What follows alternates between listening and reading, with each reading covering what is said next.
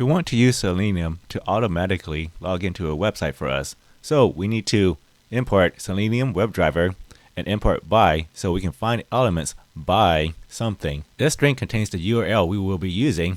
This string contains the username, and this string contains the password. We call it the Chrome WebDriver, and we get the URL for the driver. Next, we want to find this username field.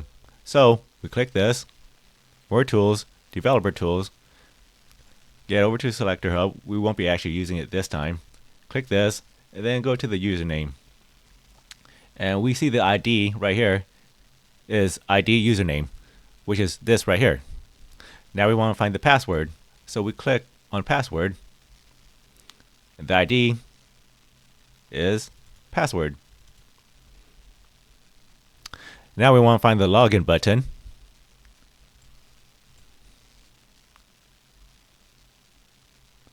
Login button is right here. The ID is login button, and we put it in right here. We also want to check if the attribute is disabled. We can see from reading the code that it is not disabled, but we want to assert to check for it anyways. If it is not disabled, then we can click the login button.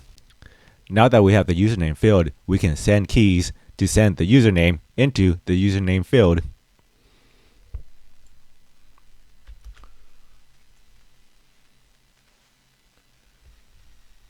As you can see, standard user is put into the username field. We can also do that with the password.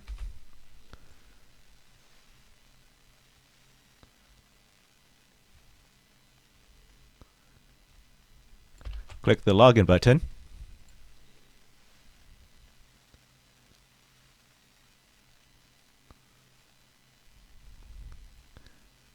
And then check that we actually are logged in.